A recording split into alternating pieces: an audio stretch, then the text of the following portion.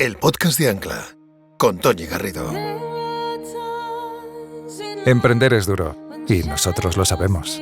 En Ancla acompañamos y entrenamos a emprendedores como tú para que alcances el equilibrio en todos los ámbitos de tu vida, a través de programas de formación, investigación, nuestra comunidad de emprendedores y contenidos como este podcast. Descubre más en ancla.life. ¿Qué ocurre cuando te das cuenta de que llevas 20 años trabajando sin parar y has dejado por el camino la salud, los afectos y la alegría del triunfo? ¿Qué sientes cuando llegas a los 40 y sabes que, como mucho, te queda otro tanto y que sobre el papel tienes todo para ser feliz, pero no lo eres? Cuando eres infeliz, tu reactividad es constante. Te sientes en lucha permanentemente y te conviertes en un tipo del que la gente huye porque resultas difícil de tratar. Ha habido muchas señales desde el principio, pero no has querido verlas hasta entonces. ¿Cómo se da la vuelta a esa realidad? Si quieres encontrar las respuestas, no puedes dejar de escucharlas todas en esta charla única con José Barreiro.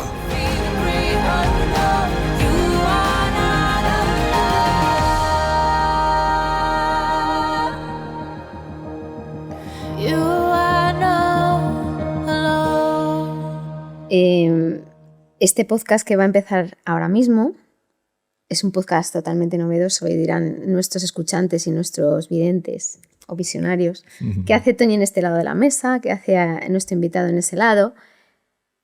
Y no es casualidad. Cambiar cosas de sitio. Estamos cambiando cosas porque estamos en casa de este señor, de José Barreiro.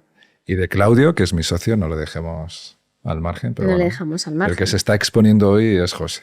Claudio se ha salvado de esta vez. Me ha abierto la puerta porque estoy en su casa. Sí. Y ha sido una escenificación de lo que somos y de por qué estamos aquí.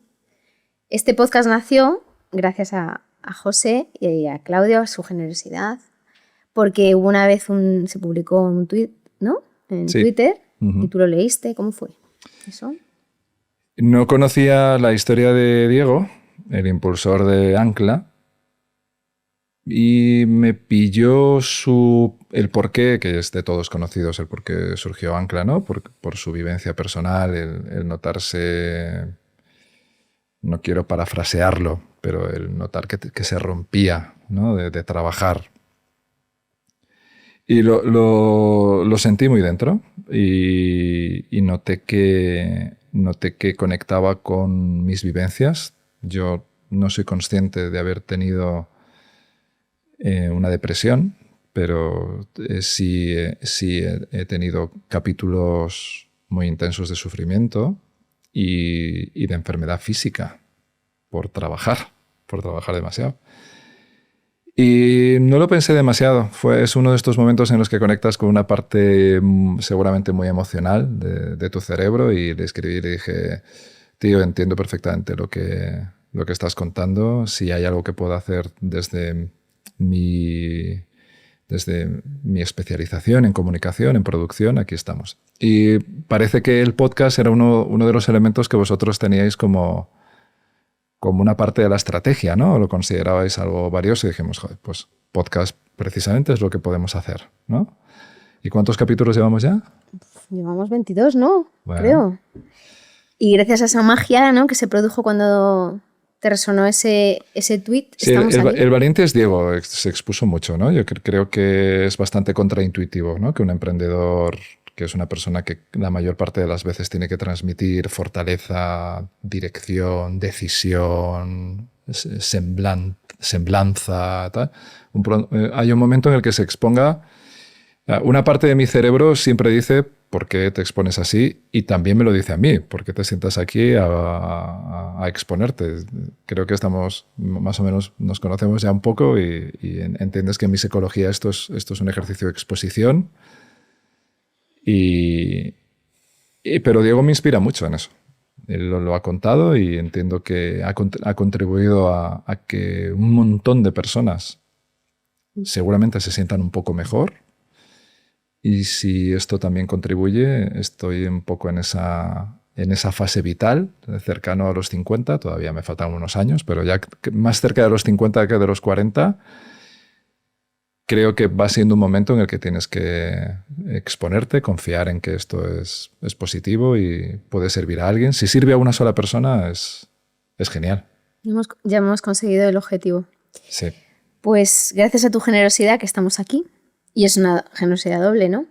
Existe este podcast gracias a vosotros, y que estés ahí sentado te lo tengo que agradecer enormemente, porque estás aquí como amigo, porque gracias a esta iniciativa nos hemos conocido y estoy súper feliz de haberte conocido. A ti y a todas las personas que voy conociendo en el podcast, la verdad es que estoy conociendo gente que merece muchísimo la pena, que me está sorprendiendo mucho. O sea, yo agradezco mucho la oportunidad también que me dio Diego de poder estar aquí, porque estoy conociendo gente como tú, muy interesante y sobre todo muy generosa y muy valiente, porque es un acto de valentía y de generosidad al mismo tiempo el estar así. Como estás estrenando a un formato tal vez un poco más conversacional, permíteme, no lo puedo evitar, hacerte la pregunta de cómo has vivido tú la exposición a las historias de personas tan importantes o convivencias tan fuertes en algunos casos. ¿Has crecido como persona? Sí, ¿Tú misma has aprendido? O sea,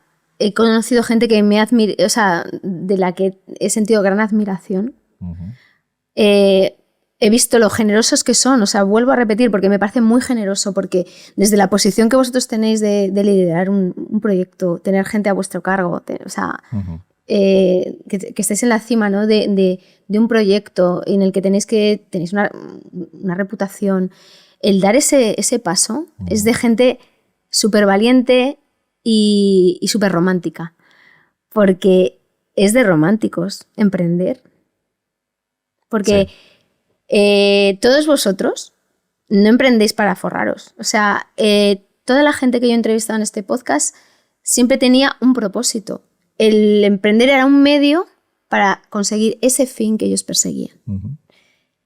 Entonces, mostrar a la gente que nos escucha ese tipo de ser humano tan maravilloso, a mí ya me ha puesto, o sea, ya me puedo morir tranquila. Bueno, muy bien. O sea, eso me ha encantado, ¿no? Y poderlo mostrar, y poder mostrar esa humanidad de esos seres que aparecen en prensa, o escuchan su voz, o les ven en entrevistas, y ver ese lado humano, ese lado frágil, que hace que los demás conecten con ellos y digan, hombre, es que eso que él cuenta a mí me ha pasado. Y lo que vamos a hablar en esta charla, que se puede emprender en paz. Sí. Esa yo creo que sería la idea. Si alguien que nos esté oyendo no tiene más tiempo porque tiene que ir a por el niño o se queda dormido, la idea principal es que se puede emprender en paz. Este ha sido mi aprendizaje. Y mi asunto con sentarme aquí hoy contigo no es tanto un tema de valentía, sino de ese estado vital que vas alcanzando a base de madurar y sufrir, y te das cuenta de que gran parte de lo que puedes hacer cuando estás en paz es contribuir. Provocar el mínimo impacto o cambio que sea posible, pero es fruto de un estado. Yo, el José de hace 10 años, no estaré aquí hoy teniendo esta conversación. Tendría un convencimiento absoluto de que sería una pérdida de tiempo. Y un daño. Sí, bueno, además lo de exhibir fragilidad para mí es el anatema, es mi kriptonita. Lo de la fragilidad se supone que no puede ser frágil, ¿no? Entiendo que has conocido a alguien que te dice, oye, pues si te pones así no emprendas, tío, ¿sabes? Hazte funcionario, ¿sabes? ¿Cómo que eso que dices de sufrir? ¿Cómo que pasarlo mal? ¿Cómo que el bienestar psicológico de los emprendedores, tío? Esto es así, esto es duro, ya está, ¿no? Y bueno, entiendo perfectamente ese argumento. Yo lo habría suscrito 9/10 partes de mi vida. Pues ahora cuéntame, ¿cómo has llegado a poder emprender en paz? Porque si estás emprendiendo en paz ahora, es porque has emprendido en sufrimiento. Bueno, lo primero que te diría sobre la paz es que la paz para mí tiene mucho que ver con la definición de felicidad. Te preguntan mucho, ¿cuál es tu definición de felicidad? cuando eres feliz. Y yo en mi camino, encontré que la felicidad la felicidad es la ausencia de sufrimiento. No es un estado en el que estás levitando, nirvana. No, es no estar sufriendo, estar en un sitio y estar bien, estar a gusto, no estar en lucha con el ambiente, con el contexto, con las personas que te rodean. Seguramente también es un estado de aceptación de, bueno, pues las cosas son así y eso es muy nuevo en mí. ¿Y cómo llegas a la noción de que puedes emprender en paz? Pues llevando toda la vida sufriendo y hartándote de sufrir, hartándote de pasarlo mal. Si quieres, hacemos ahora doble clic en esta idea del sufrimiento, pero solo quiero poner el sufrimiento en contraposición a la ausencia de sufrimiento y a lo que se supone que es felicidad. En mi mente, el estado de felicidad es un estado en el que estás aceptando todo lo que te está pasando en ese momento. Y eso es una sensación excepcional. No es constante, no dura todo el día. Siempre tienes algún ataque o hay algo que te está a lo mejor incomodando, pero bueno, empiezas a madurar, empiezas a aprender, te dotas de herramientas, que podemos comentarlo también, cuáles son esas herramientas o cómo aprendes, o con ayuda de quién aprendes, pero vas aprendiendo a introducir ciertos sistemas en tu mente para que lo que te causa intranquilidad o aquello que te pone alerta o que despierta tu protección o defensa instintiva, puedas tener un mínimo diálogo con él, con ese instinto, lo vas aplacando y vuelves a un estado de calma. Esa es para mí la definición de felicidad y afortunadamente con casi 47 años mis días tienen bastante ya de calma y no ha sido fácil, ¿eh? O sea, que tú, para ti ha sido liberador aceptar las cosas como vienen, ¿no? La aceptación es el súper tema. Eso ha sido el nirvana, o sea, lo que te ha llevado a esta paz que estás ahora. Sí. ¿Y me quieres contar, hablando ahora, charlando, sí, cómo has llegado a esta paz y cómo llegaste hasta aquí? Bueno,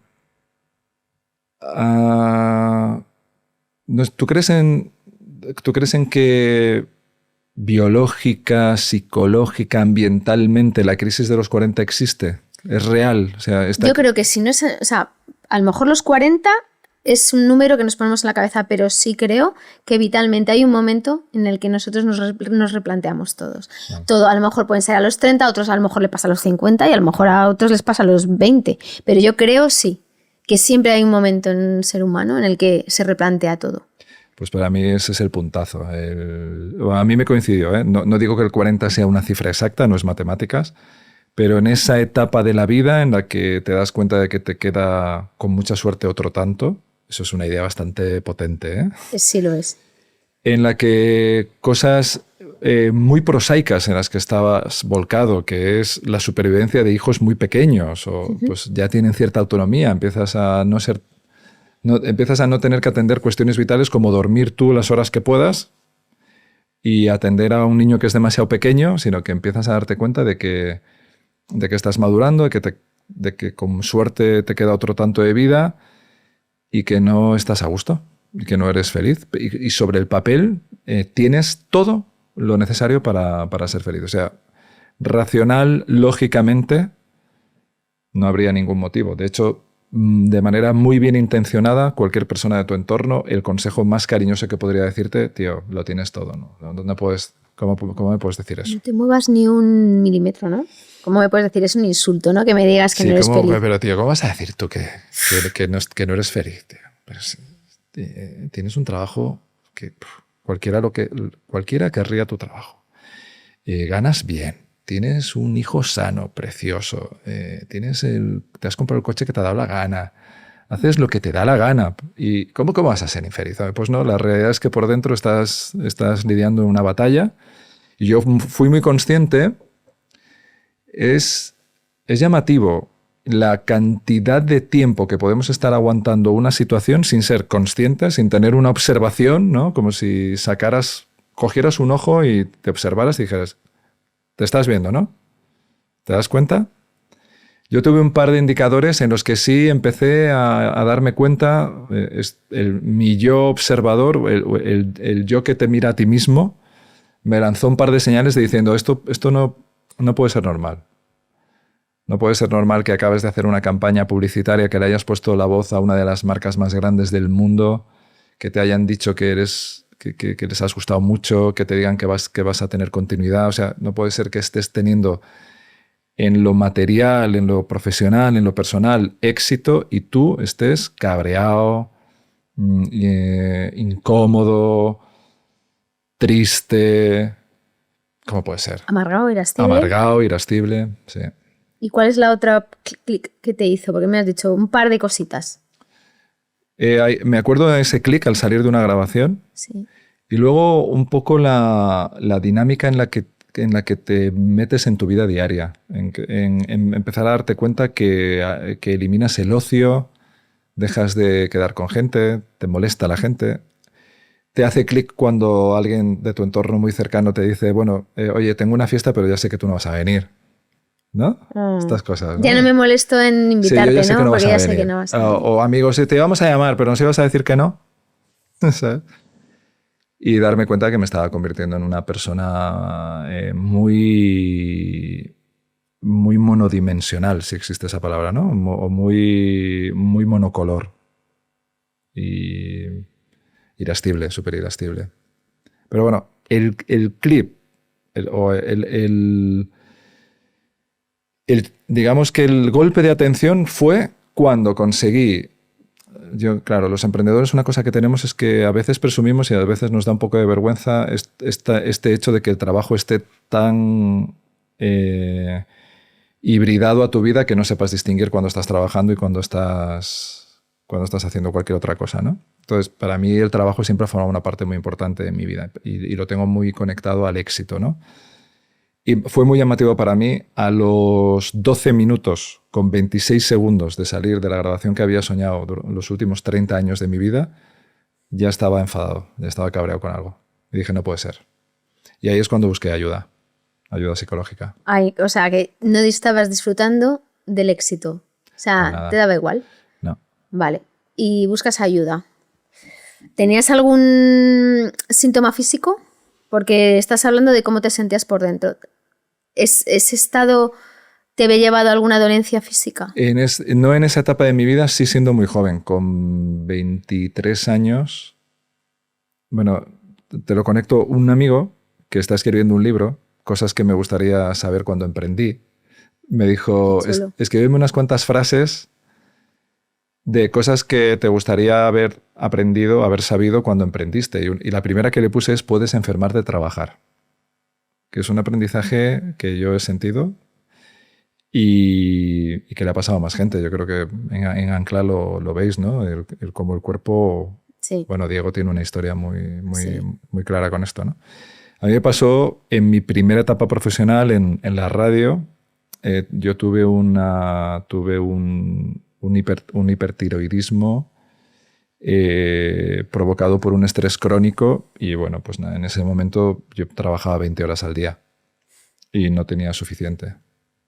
Yo vivía en la zona de Callao y cuando tenía que hacer alguna gestión o iba a alguna clase de doblaje o lo que sea, yo aprovechaba el tramo de las escaleras mecánicas, que era un poquito largo esa subida, y me echaba una cabezada apoyado en la barandilla. O sea, y era capaz de dormirme agotado. Completamente agotado, hasta que el cuerpo explotó. Me extirparon la tiroides y además me seccionaron el nervio de una cuerda vocal, que milagrosamente me quedé con voz, pero por un milagro. Eso, en esta etapa, ya cercana a los 40, ya fue un asunto muchísimo más emocional y psicológico. De no sé cómo decirte, de infelicidad total. Infelicidad total. Y buscas ayuda psicológica. Luego tu entorno te da pistas, ¿eh? Tu entorno también te dice, ya empiezas a darte cuenta de que te pueden estar evitando en determinadas circunstancias. Un compañero me dijo, yo los lunes prefiero no hablar contigo, porque vienes del fin de semana y... O sea, que en vez de venir relajado del fin de semana, venías claro, enfadado. pues venía con toda la pelotera de pensamientos y el lunes era un tsunami.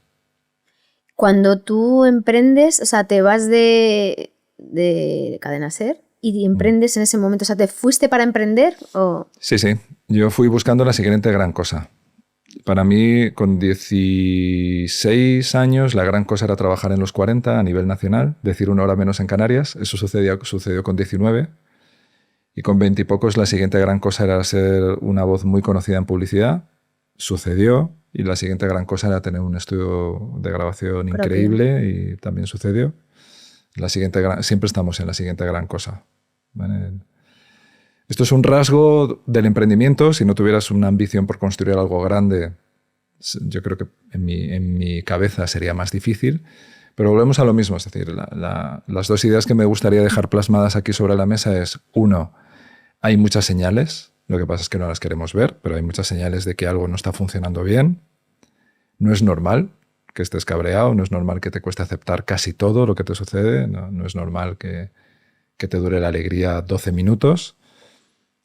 Y la idea derivada de eso es que siempre se puede buscar ayuda. Yo encontré una psicóloga que me ayudó muchísimo, porque además creo que ella conectó con la forma en la que a mí me funciona el feedback, que es muy directo, muy corto, muy conciso, llamando mucho y haciendo el titular muy llamativo, si no, no me impacta. ¿Sí? A todos los emprendedores, sí. Tiene que ser algo poco rollo.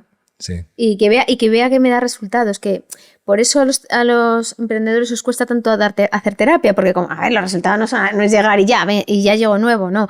Conlleva un seguimiento, conlleva una constancia. Entonces, si el resultado no es rápido, hace que haya que mucho emprendedor deje la terapia. Yo le hice esa pregunta a la psicóloga, le dije, ¿en cuánto tiempo solucionamos esto? Pero me gustó porque me dijo, mira, vas a empezar a notar cosas en 3 meses, yo creo que si hacemos terapia todas las semanas, dije, bueno, vamos para adelante. José, y cuando con los 40, ¿no? Y sentías que como que se supone que he hecho todo ya en mi vida para ser feliz, estar contento, y no estoy feliz. Entonces, ¿cómo te sentías? O sea, ¿te sentías como desesperado o qué? ¿Angustia? Te sientes angustiado y si quieres ahora me lo llevo al terreno del gran aprendizaje que hice con 40 a través del eneagrama, que es un elemento que a mí me ayudó muchísimo. O sea, yo te puedo explicar la película de los 40 años desde los casi 47 y creo que es más útil cuéntalo como tú creas ser capaz de ver la película ahora, ¿no? Vale. Cuenta como o sea, yo creo que sirve más la interpretación a posteriori de lo que sucede ahí sin añadirle nada, o sea, intentando explicar qué pasaba, ¿no? Vale.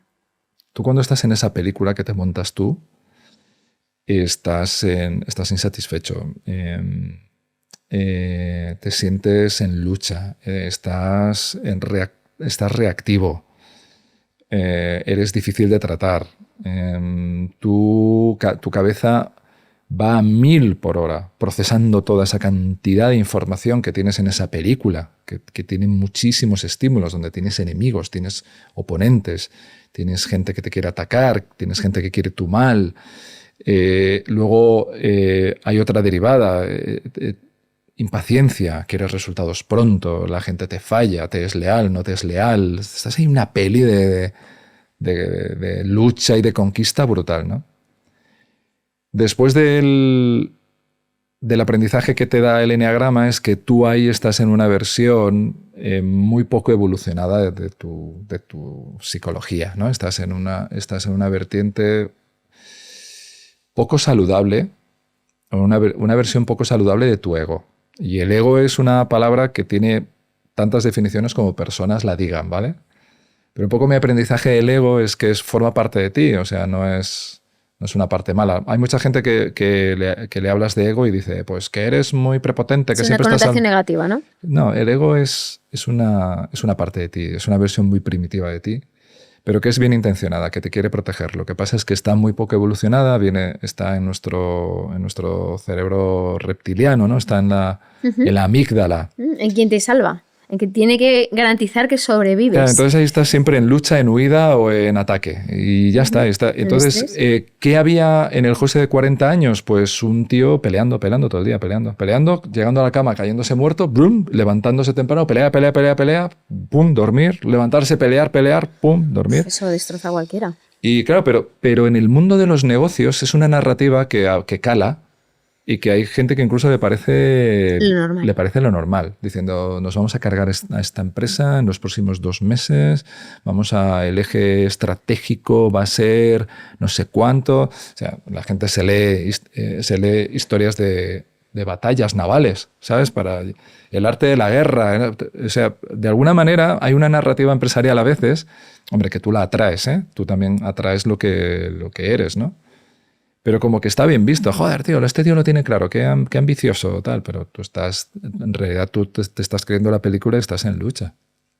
¿Vale? Entonces, bueno, yo entiendo que además he podido dejar algún cadáver por el camino de esa época porque yo estaba en ese modo, estaba en modo supervivencia, ¿no? ¿Y qué pasa? Que Primero, si tienes una mínima observación de ti mismo y te das cuenta de que no es muy normal, y 2, tienes la suerte de curiosear un poco y buscar en Google, estoy encabreado todo el día, o no entiendo por qué no soy feliz, o este tipo de búsquedas de Google, gracias a Dios tenemos YouTube. Y hay mucho contenido que no sirve de nada, pero hay contenido muy bueno. Uh-huh. Y me topé con el eneagrama. Me topé con un divulgador del eneagrama que a él le había cambiado la vida. Y lo primero que decía esta persona es, mira, si has llegado hasta aquí, es posible que, con suerte, seas una persona muy, muy joven que está buscando respuestas. Eso es genial. Claro, porque te pilla con mucho tiempo por hacer, ¿no? Eso es. Y entonces, bien, vamos a hacer un trabajo buenísimo. O puede que estés rondando los 40 y estés cansado de sufrir. Y dije, wow, boom. Ese es el mío. Entonces seguí explorando, me metí en el eneagrama, hice un curso de eneagrama, luego tomé varias clases del Máster Nacional de Eneagrama, hablaba de eneagrama todo el día, hablaba con amigos, me fui con un amigo, un compañero mío locutor, y me di cuenta de que estaba casi todo el tiempo haciéndole caso a la versión más primitiva e instintiva, además en mi caso muy visceral, de mi psicología, pero que había un camino para una versión elevada de ti mismo en el que reconviertes a ese ego en un elemento que es sano, que contribuye al bienestar tuyo, al bienestar de los demás y tal, ¿no? Entonces, no sé si quieres hacer doble clic en el eneagrama o... Sí. Habrá personas que nos oigan y que lo conocerán, habrá personas que no. ¿De dónde viene el eneagrama? Sus orígenes son un poco desconocidos. Se popularizaron mucho a través de un profesor que se llama Naranjo en los años 80. Uh-huh. Se dice que en la Ilíada ya salía una alusión al eneagrama. Se atribuye a los sufíes. ¿Pero se utiliza como terapia en psicología o es algo que no tiene nada que ver? Bueno, según parece, la psicología no es una terapia psicológica. La psicología tampoco lo ha categorizado como algo esotérico. Es decir, hay bastantes psicólogos que se están acercando al eneagrama. Es bastante friendly, ¿eh? El eneagrama no es una cosa... Es más bien un sistema, un marco, si ves el símbolo del eneagrama parece un poco esotérico, ¿no?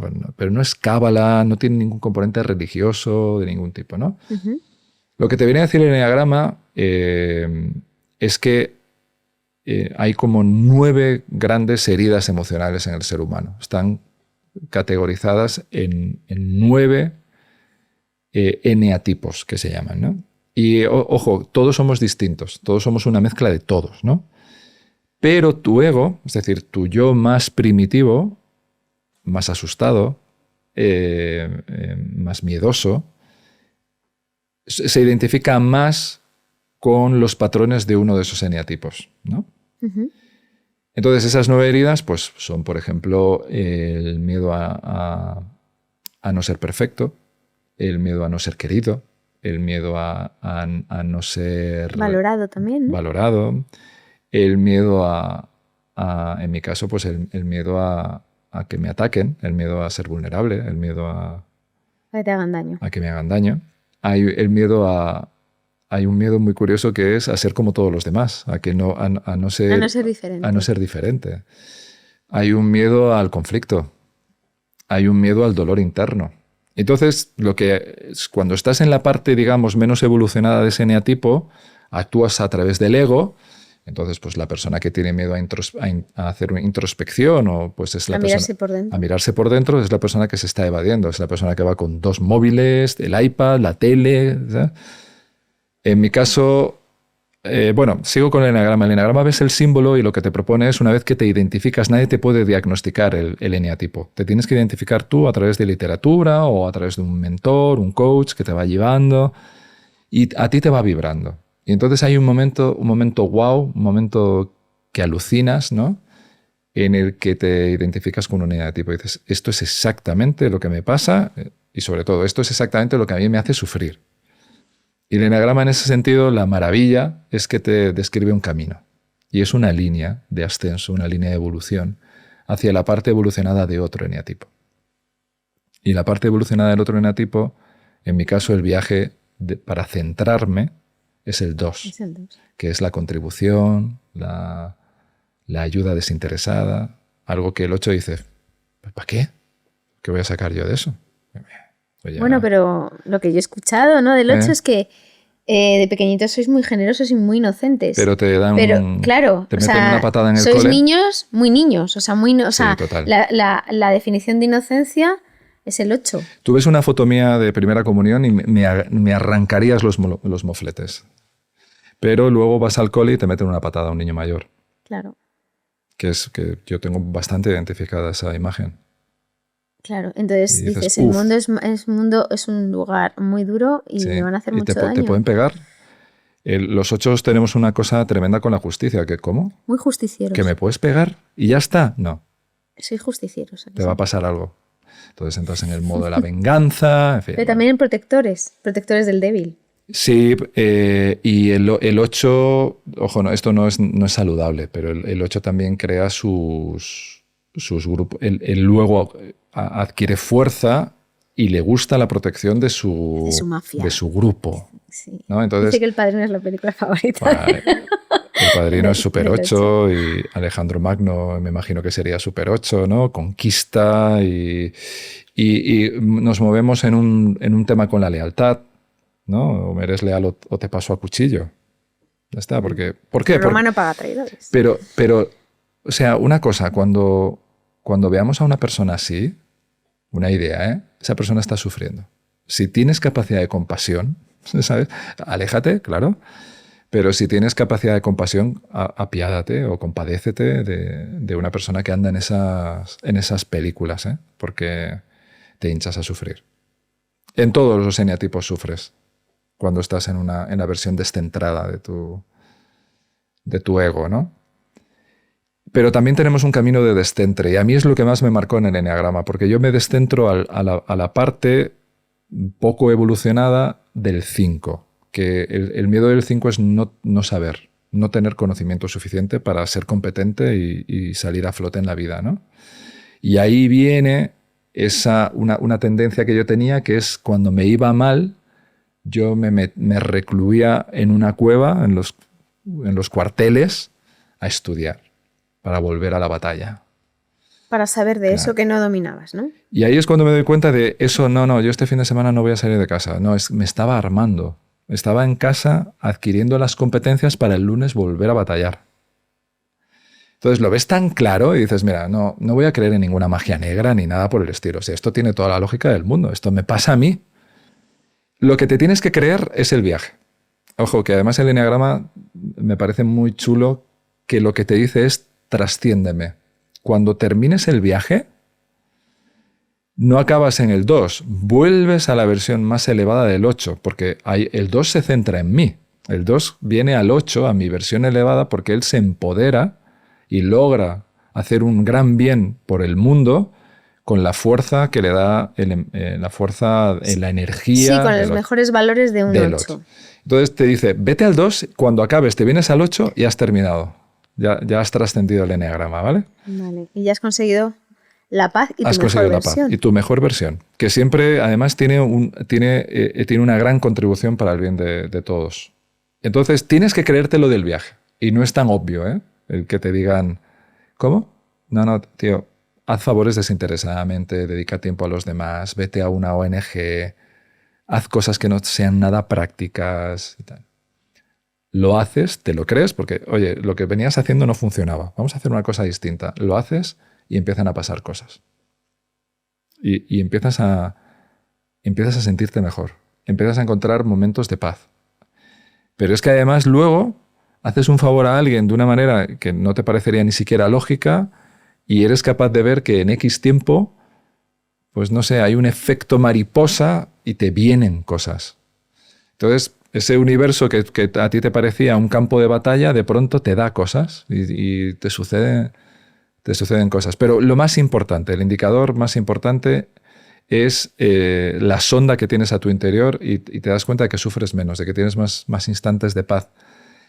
De que gente que a lo mejor te trataba con un poco de miedo empieza a dirigirse a ti con un poco más de aceptación, cercanía, ¿no? de cercanía, se te acerca la gente. Y te vas dando cuenta de que estabas metido en una peli de Tarantino. Y dices, hostia, la que tenía yo liada en mi cabeza con esto. Y una lección súper chula en Eneagrama al final es, tú estás sufriendo o tienes una serie de ideas que te dice tu ego y actúas. Estímulo, reacción. Y una cosa que tienes que trabajarte un montón es a parar un momento, darle a pausa. Y no reaccionar. Yo entraba en una habitación y yo necesitaba, además esto lo hice de manera práctica en los cursos de Eneagrama, y necesitaba calibrar el orden jerárquico de toda la habitación. ¿Quién tenía más poder? ¿Quién tenía menos? ¿Quién potencialmente era peligroso? ¿Quién no? Eso inconscientemente. Es una pasada. Alucinante. En una sesión que hicimos en la que intentábamos hacerle como una foto a tu ego, ¿no? Ponían un montón de sillas alrededor, se sentaban todos los demás participantes del taller y te decían, siéntate en una silla. Y tú te sentabas en una silla y te decía, ¿cómo te sientes? Decías, estoy incómodo. Te decía, cambia de postura. Hacías, cambia la silla. Haz cualquier otra cosa. Que te haga sentir mejor, ¿no? Que te haga sentir mejor. Acabé sentado en el respaldo de la silla.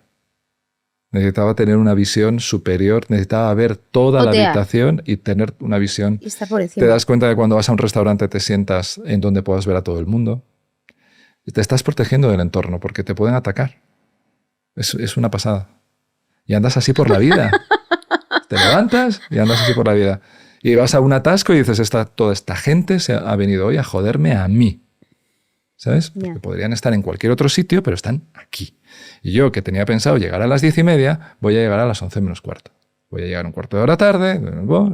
El ego, esa versión poco evolucionada de ti, ¿no? que se siente atacada constantemente. Y dices que además del eneagrama, hacías terapia.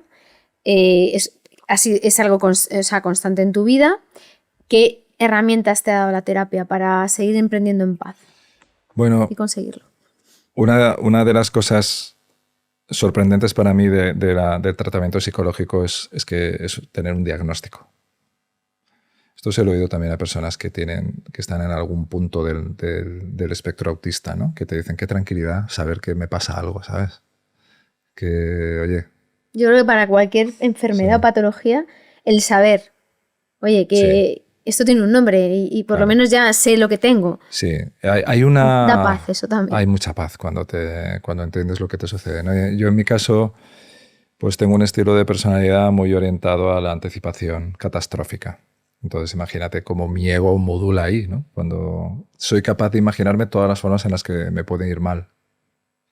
Yo había normalizado muchísimo ir conduciendo en el coche y estar visualizando en cada punto kilométrico la manera en la que podía salirme fuera o me podría entrar a otro coche. O sea, no es que anticipe un movimiento lógico cuando hay una incorporación. Yo veo cómo el coche se estampa contra mí o veo cómo me salgo por un terraplén.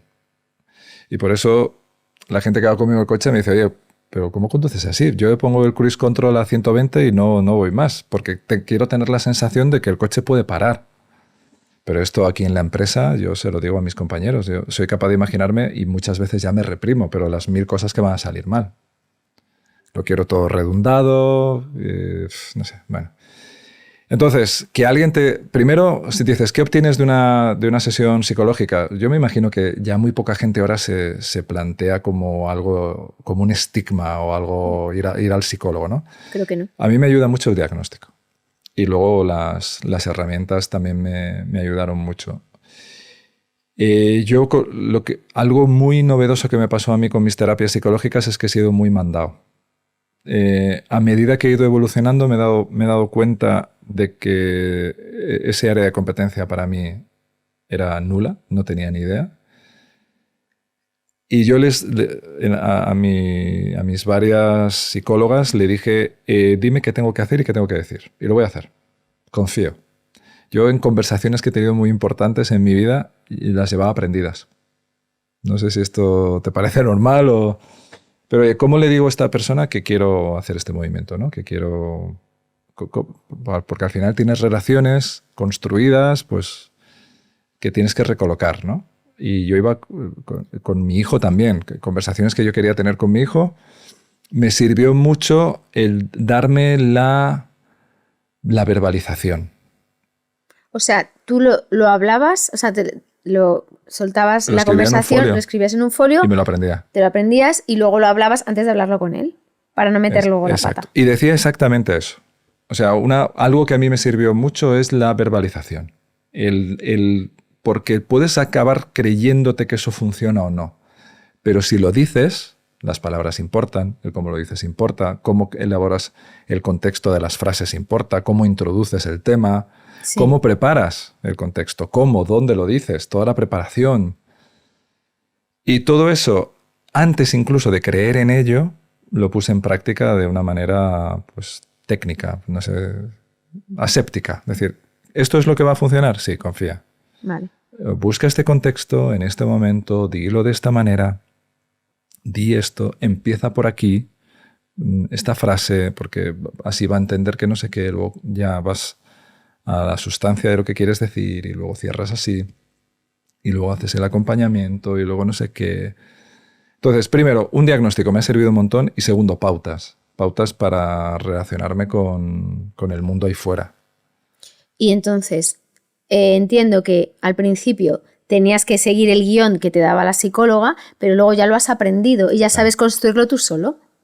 Esa es claro, una herramienta que te ha quedado para ti ya. Es un momento wow en mi caso. No, yo tengo una historia de niñez muy solitaria. Yo crecí solo en una aldea hasta los 11 años, era el único niño. En una aldea de Galicia. En una aldea de Galicia de 5 casas. O sea, yo andaba por allí, por el Prado, o sea... Heidi era, a mi lado ¿no? Heidi tenía amigos, tío. Tenía Clara, y tenía un perro, y tenía claro, el abuelo. Nada. Bueno, yo perros también tenía, ¿no? Y luego me fui con 11 años a Canarias. O sea, la niñez es muy importante en la psicología de una persona. Un ser humano. La niñez es muy importante. ¿Conoces la canción esa de La Bien Querida, la de Jardines de Marzo, que dice que todos tenemos una infancia que resuena en las esquinas de tu casa? Escúchala, es muy bonita. Pues la veré. Pues es así. Y te pasas gran parte de la vida sobreponiéndote a esa infancia. A esa infancia. Yo tuve una infancia muy feliz, mis padres me quisieron mucho. Ellos sufrieron también para tenerme, porque antes de tenerme a mí perdieron a 2 niños, que ya habían nacido los 2. Eso también tuvo impacto en mi psicología.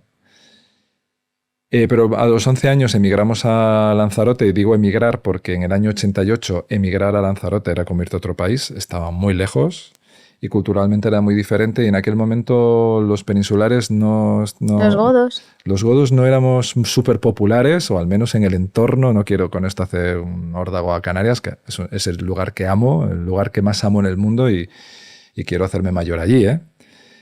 Pero bueno, en aquel momento no encajé y se apiadó de mí mi mejor amigo Luis, que sigue siendo mi amigo del alma, se apiadó de mí con 12, 13 años, se hizo amigo mío. Era un tío muy popular, pero se hizo amigo mío. Creo que se hizo amigo mío porque se picó, era doble repetidor, y se picó conmigo. O le debí retar y me dijo que no voy a probar, ya verás cómo apruebo. Y aprobó. Y nos fuimos juntos al instituto, ¿no? Y él sí, ya que me fue integrando un poco y tal, pero bueno, tuve demasiados años demasiado solo, ¿no? ¿Y esa qué incidencia tuvo en ti, esa soledad? El tener muy pocas competencias interpersonales. Para mí las relaciones interpersonales tienen un montón de pasos en el manual de instrucciones que yo no me he leído. ¿Sabes? Tengo que ir... Y profesionalmente, fíjate, ha construido en mí un estilo de emprendimiento. Ahora hay que equilibrarlo, pero me ha ido muy bien, porque yo no era capaz de ni siquiera imaginarme que yo podía venderle algo a alguien con persuasión, con una técnica muy sofisticada, psicológica. No, era o es muy bueno o no me lo van a comprar. No había ninguna alternativa. Y llevo toda mi vida construyendo servicios o productos que son tan buenos que se caen en la mesa y te hacen un boquete de lo bueno que es. O sea, es que no, si no... Y bueno, pues marcan cierto estilo a entender que no tienes habilidades para conquistar a una persona o para influirla de una forma en la que no sea algo muy objetivable, muy claro, muy visible, muy evidente. Pero bueno, luego, pues eso, con los tratamientos estos, con escribir lo que le tienes que decir a la gente, empiezas a elaborar, pues no sé, empiezas a adquirir unas competencias interpersonales, ¿no? Interpersonales, de que las personas pues quieren pues que hables con ellas sin... Una de las coaches que tuve fue de habilidades sociales. Tú que eres comunicador. Además que eres comunicador que... Sí, pero para mí la comunicación, volvemos a lo mismo. Si dices algo muy bueno, penetra en la atención de las personas. Tengo un mensaje muy bueno y ya está. Y luego, pues para mí, todo lo demás era una cuestión de estilo, ¿sabes? De que suene bien, que suene elegante, que esté bonito, pero no era... Pues estas cosas de mirar a los ojos a la gente y preguntarles honesta, o sea, sin más por su vida, o estas conversaciones de ascensor en las que disfrutas simplemente hablando con alguien, pues no era algo a lo que yo estuviera expuesto hasta los 19 años, Toñi. Sí, es mucho tiempo. Que me vengo a Madrid. Además no tenías hermanos, eras solo, eras hijo único, estabas con 2 personas mayores. Y luego en los 40, en la SER, que me desarrollé profesionalmente de una forma inmejorable, mi única técnica era tocar en la puerta y decir, vengo a trabajar aquí. ¿Cómo que...? Que eres un pretencioso niño, ¿dónde vienes? ¿Cómo que vienes a trabajar aquí? Si en Lanzarote no están ni los 40. Pues se debieron... O sea, debieron flipar. De tu osadía, ¿no? Apiadarse muchísimo de mí. No, o sea, fue pura... Debiste dejarles locos, claro. Sí, fliparon. Claro. Dijeron, va, tira para adentro, ponte a grabar cintas ahí a ver... Y sucedió. Pero era muy competitivo. O sea, una vez más, aquello fortaleció mucho mi idea de que estaba siempre en guerra, porque había mucha gente queriendo entrar ahí. Lo normal es que entrara a la central, a Madrid, muchos DJs o presentadores que estaban en cualquiera de las emisoras de las ciudades, de las provincias, claro. No yo. Sí, que fuera un ascenso, ¿no? Una promoción. Claro, porque era un camino natural para el que era muy bueno en Valencia o en Barcelona, pues acababa en la cabeza de cadena, haciendo nacional. ¿Y qué sentido tenía que estuviera yo, que venía de Lanzarote, que escuchaba los 40 en verano solo, cuando veraneaba en Galicia, ¿no? Entonces claro. Y yo ahí decía, me van a dar por todas partes, me van a sacar de aquí, se va a descubrir, va a venir alguien mejor. Y eso reforzó mucho la idea, primero, que estoy en una batalla constante, segundo, que hay que ser muy bueno, que hay que ser muy bueno, que hay que ser muy bueno. Hay que ser el mejor, el mejor, el mejor. Yo en ese momento decía, si la revista Time pone en portada al mejor locutor del mundo, está mi cara tapando la I y la M de Time. Esto yo lo verbalizaba con esta naturalidad. Entiendo que el que estaba enfrente decía, joder, este tío es gilipollas. Pero tú tienes convencimiento de que yo lo tiene que declaraba ser así. abiertamente, es decir, no te quepa ninguna duda, voy a ser el mejor. No hay ¿Por qué? Porque en tu cabeza no hay ninguna otra opción. O matas o mueres. Además, esa era la... Esto lo veo ahora y digo, bueno, pues ya está, ¿no? Comentábamos antes de grabar, ¿no? Que una vena un poco más espiritual, ¿no? De qué hacemos aquí o cómo funciona un poco la vida, ¿no? Cómo racionalizamos tal cantidad de cosas que son tan perfectas y que no entendemos, ¿no? Que funcionan tan bien, ¿no? Que funcionan tan bien. Y yo sí me he llegado a creer espiritualmente que la vida es un plan de formación hiperpersonalizado y que a lo que te resistes vuelve para que aprendas y vuelve más intenso. ¿Y más quién intenso. crees que ha diseñado ese plan? Tengo ni idea. Sí, ojalá lo supiéramos. Y ojalá tuviera fe, pero no he sabido tener fe. Me encantaría, me parece súper práctico, pero no lo he logrado. Pero entiendo que es un orden superior. Esto no puede ser tan perfecto, pero no tengo ni idea. Y no sé si ni siquiera tengo que saberlo, pero puedo confiar. Sí, puedo confiar. ¿A ti te ha dado resultados? No, lo que me parece alucinante es que digas cómo a medida que ibas cumpliendo ese plan, ¿no? Y ese itinerario, ¿no? hacia el destino que tienes prefijado, ¿no? Que no sabemos quién te lo ha prefijado. Yo tengo una creencia, tú tienes otras. Te ibas viendo cómo ese campo de balas se iba convirtiendo en maná, te iba cayendo maná y así. Y claro, eso refuerza positivamente que sigas por ese camino. Claro. Y te dice, hombre, es que lo estoy haciendo bien, por fin me llegan cosas buenas. Sí. Entonces, claro, se retroalimenta. Luego hay un aprendizaje, lo bueno de hacerte mayor o de hacerte viejo o lo que sea, o sabio, ¿no? Una oda a cumplir años. Es bueno, es muy bueno. Es genial. Es brutal darte cuenta de que un montón de películas que te imaginabas no han pasado. Dices, wow. No, mi ego en momentos muy concretos, con 30 y pocos años, con 20 y muchos, me decía, te vas a arruinar completamente. Me decía, te van a engañar. Te vas a quedar sin nada. Eso me decía mi ego a mí. Ideas de perjuicio, perdón. Total, de pérdida. Qué angustia, además. Tener eso en la cabeza todo el rato, ¿no? Y te ves ahora con cierta edad y dices... No ha pasado. Pero si no ha pasado nada, pero si ¿qué tenía yo miedo a perder? Pero si... Y aún así, no habría sido para tanto. O sea, me podría reponer, ¿sabes? ¿No? Bendita madurez si estás un pelín despierto.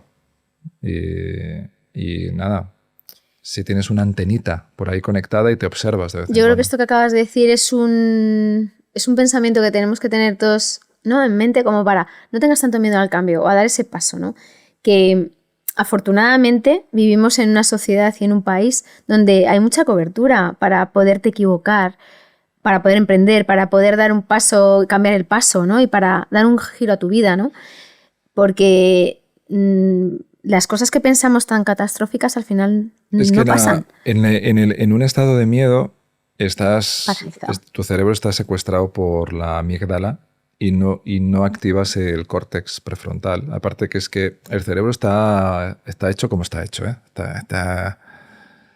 Es como en Galicia se habla de la casa del pobre, ¿no? Que empiezas con una casita pequeña, luego amplías 2 habitaciones, pero ya no queda el mismo suelo, entonces le pones otro y luego le das una capa arriba. Y se nota que está hecha cachos. Y ves la casa del pobre que está hecha ahí a... Se ve cómo ha ido creciendo su bolsillo, ¿no? No necesitas ser arqueólogo para ver que... Y el cerebro es así, entonces en medio de ese trozo de cerebro que es capaz de imaginarse múltiples posibilidades, escenarios plausibles, posibles, deseables, no deseables, que puedes llegar a imaginarte que si te va mal, de qué miles de formas puedes pedir o te pueden dar ayuda, tu cerebro más primitivo no ve nada de eso. Ve pérdida absoluta, ve desolación, ve muerte. O sea, estás acabado. ¿no? Y corre y sálvate tú. Sí, sí, claro. Y protégete y sobrevive hasta mañana. A medida que vas alcanzando la paz, tu cerebro límbico, tus emociones están más o menos calmadas, o vas trabajando un poco sobre tu conciencia y te vas trabajando. Y una cosa que aprendí en esta etapa de exploración del eneagrama, te decían que la libertad está en el espacio que hay entre un estímulo y tu reacción. Me quedo con eso. Cuanto más largo sea, mejor. Tienes un estímulo, una persona te hace algo que... Para. ¿Y qué haces? ¿Qué técnica usas exactamente para parar? Práctica. ¿Pero qué haces? ¿Cuentas hasta 10? Porque a veces yo he escuchado eso de cuenta hasta 10, no, respira hondo... Tengo una especie como de frase mantra de que es que no estás aceptando. Ya, pero cuando recibes el estímulo, ¿qué te hace no saltar al momento? O sea, no, saltas. O sea, yo soy visceral. Yo salto y me pongo en guardia y se me aprieta el estómago. Pero tengo un segundo para decir, ala, ya lo estoy notando. O sea, ya tengo la suficiente... En los sensores, ¿no?, de mi estómago, ya los tengo suficientemente claros para darme cuenta de que me está molestando. Vale. ¿Y qué haces ahí? Me pregunto qué no estás aceptando. En ese momento. En ese momento. ¿Qué no estás aceptando? ¿Qué te está pasando aquí? ¿Qué no estás aceptando? ¿Qué te molesta? ¿Qué pasa? Entonces eso te hace hacer un ejercicio de pensar. Sí, yo no cuento hasta 10, sino digo, ¿qué es lo que no estás aceptando aquí? ¿Qué te está pasando? ¿Qué no estás tolerando? Ojo, cuanto más haces esto, virtuosamente, menos ataques de estos tienes. ¿Qué pasa? Los nuevos te pillan todos. Un estímulo nuevo que tú no hayas previsto te pilla. Algo que no hayas vivido nunca, a lo mejor yo me lo estoy trabajando una tarde entera o un día.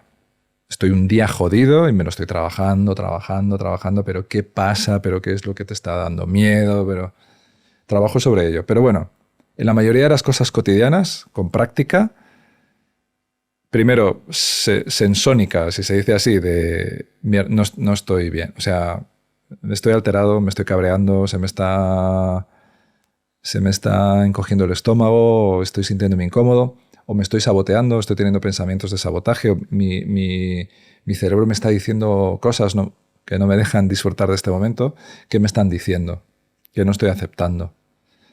Y ese es el mayor espacio de libertad que tienes en la vida. El ser capaz de observar y tomar decisiones prácticas sobre cómo responder. Desde luego. O sea, porque te hace tener paz y sentirte bien contigo mismo. Sentir, oye, yo estoy controlando la situación, no la situación me está controlando a mí. Sí, y además, bueno, ya en el mundo de los humanos, además, performas mucho mejor. Te miran con más cariño. Sí, y ya por lo menos 2 de cada 3 veces no eres un capullo directamente. No sé si te queda algo por hablar en esta charla. Yo con estas cosas, o sea, yo no tengo ninguna práctica con esto, pero cuando hago contenido siempre me pregunto, ¿esto le habrá interesado a alguien? Yo creo que sí. Es una pregunta que siempre me hago. Pero bueno, puede no verlo, que haga uso de su libertad. Pero si hay una sola persona que se dé cuenta, que perciba la idea de que no está en paz, de que puede dedicar atención a observarse, de que puede concentrar su atención en ese lugar de su mente en el que está. ¿Dónde estoy? ¿Estoy en miedo? ¿Estoy en rencor? ¿Estoy en lucha? Identificar sus emociones. ¿Dónde estoy? ¿A dónde he llevado mi atención? ¿Qué no estoy tolerando? ¿Por qué estoy peleándome con el mundo? Es solo observarse. A mí me alucina la cantidad de años que estuve sin que me saltaran los sin mirarte. No me saltaban los chivatos en el salpicadero, no veía luces. ¿Sabes? El coche iba cuesta abajo sin frenos y ¡bom, bom! No. O sea, que no... Me gustaría quedarme con la idea de que no te tienes que hinchar a sufrir, no tienes que llegar ya a un punto de hartarte, de estar destrozado. O sea, que estás recibiendo señales, son más sutiles, son señales más débiles, pero estás recibiendo señales desde el principio, simplemente porque no estás en paz. Y eso es suficiente para empezar a trabajar. En todo, en emprendimiento y en todo. Y ya como ancla cuida, ¿no? y preserva o incluso previene la salud emocional de los emprendedores, La idea que me encantaría transmitir es que emprender o montar una empresa no es una batalla. En realidad hay muchos problemas que solucionar. La competencia perfecta no existe en el sentido de que no hay suma cero, no se acaban las oportunidades, no te las roban, no te roban las ideas, no tienes a gente queriendo tu mal, no. Estamos todos luchando una batalla interna, cada uno de nosotros. Concéntrate en construir valor y en cuidar a tu gente. Y con eso vas a tener muchísimo más éxito del que esperabas. Y en eso es en lo que ando ahora. Creo, bueno, espero. Y si no, aprenderé todavía más. Te voy a hacer una pregunta que hago siempre cuando termino el podcast, que bueno, la habrás escuchado muchas veces. Si te encontraras al pequeño José ahí por la aldea de 5 habitantes, ahora mismo, con tus 47 años que todavía no tienes, ¿qué le dirías? No va a pasar nada. No pasa nada. Estate tranquilo que no... Todo va a estar bien. No te va a pasar nada. Lo vas a tener todo en realidad. Vas a tener un éxito increíble. Vas a vivir tranquilo.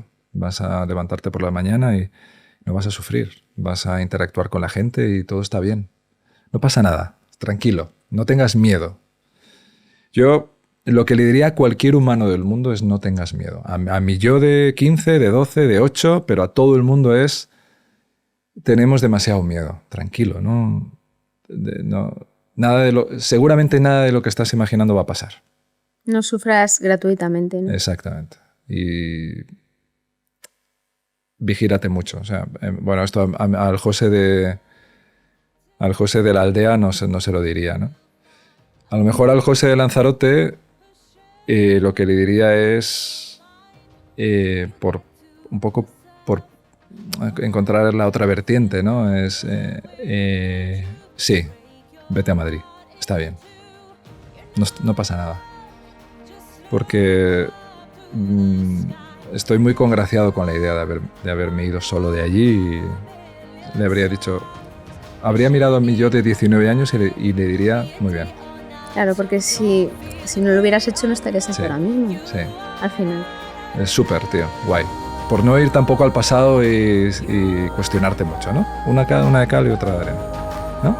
Pues me ha encantado hablar contigo. ¿Sí? Bueno. Sí, y me ha encantado estar sin papeles y hacerlo de esta manera. Bueno, espero que haya fluido y que te haya sentido a gusto. No sé, ¿y tú? Súper. No sé cuánto tiempo llevamos, pero ha estado guay. Gracias. Gracias, Toñi.